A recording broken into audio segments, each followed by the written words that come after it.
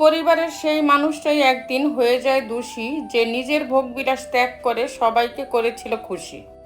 জামাই বউয়ের ঝগড়া হলে জামাই কষ্টে সিগারেট খায়, নেশা করে, অথচ বোকা জামাই জানেই না 20 টাকা দিয়ে একটা গোলাপ ফুল বাসায় আনলেই ঝামেলা শেষ। প্রয়োজন ফুরিয়ে গেলে কমে যায় ফোন, জিজ্ঞাসা করলে বলে সে নাকি ব্যস্ত ভীষণ। যাকে তাকে পথ চিনিয়ে দেবেন না, পথ চেনা হয়ে গেলে আপনার পথে সে কাঁটা বিছিয়ে দেবে। কিছু মানুষ শরীর খারাপে নয়, অন্যের ভালো দেখলে অসুস্থ হয়ে পড়ে। তুমি যেদিন একা থাকতে থাকতে ভালো থাকার কারণটা খুঁজে পাবে, সেদিন থেকে আর কেউ তোমাকে খারাপ রাখতে পারবে না। ভুল ট্রেনে যদি কখনোই উঠেই পড়ো, তবে পরের স্টেশনে নেমে যেও, কারণ যত দূরে যাবে তোমার ফেরার কষ্টটাও ততই বাড়বে। আপন মানুষ বলতে আসলে কিছুই নেই। আপনি যতটা সফল ঠিক ততটাই হবে আপনার আপন মানুষের পরিধি। তার কাছে কখনোই সময়ের প্রত্যাশা করা উচিত নয়। যার কাছে তোমার জন্য ব্যস্ততার অজুহাত সব সময় প্রস্তুত থাকে। ভালোবাসা আর সময় চেয়ে নিতে নেই, এ তো উপহারে পাওয়া জিনিস। ভালো তাকেই বাসো প্রিয়, যে তোমার দুর্বলতার জায়গাগুলো জানার পরেও তোমাকে আঘাত করে না। কখনো কখনো ঠোঁট হাসলেও মন হাসতে পারে না। অভিনয়টা নিজের সাথে মনের সাথে চলে না। পৃথিবীতে স্বার্থ ছাড়া কিছু নেই। ঠিক যেমন জ্যোৎস্নার স্বার্থেই মানুষ চাঁদকে ভালোবাসে।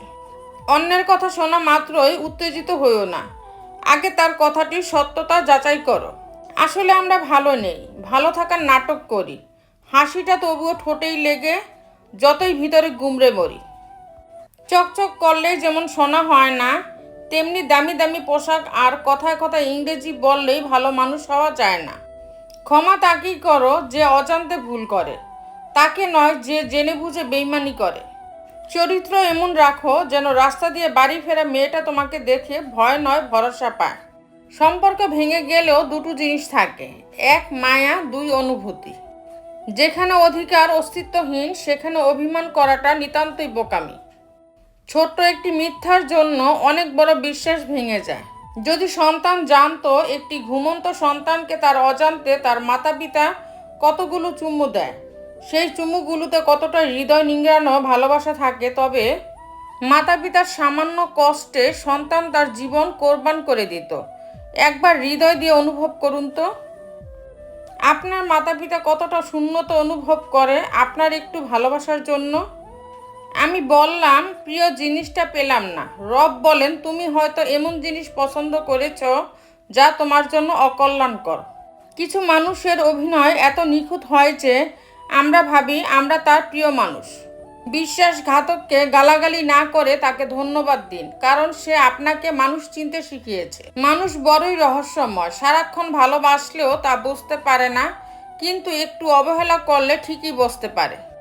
মানুষ হঠাৎ করে হারিয়ে যায় না, দূরত্ব বাড়িয়ে ধীরে ধীরে জীবন থেকে সরে যায়।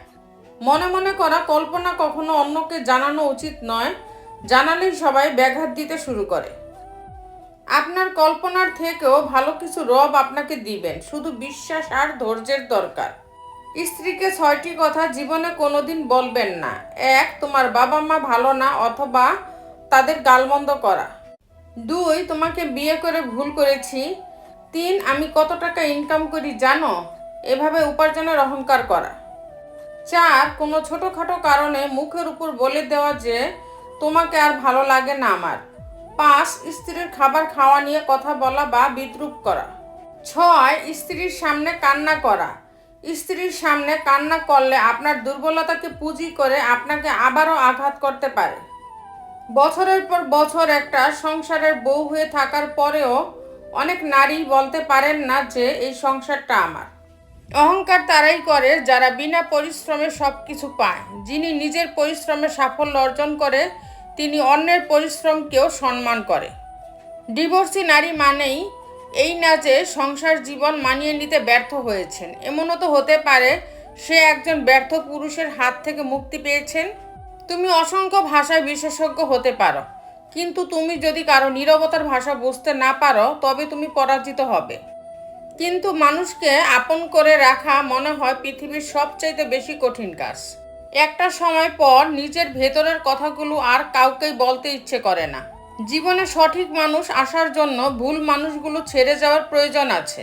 ঘড়ি খারাপ হয়ে গেলে সেটা ঠিক করার লোক তুমি অনেক পাবে, কিন্তু সময় খারাপ হয়ে গেলে সেটা তোমায় নিজেকেই ঠিক করতে হবে।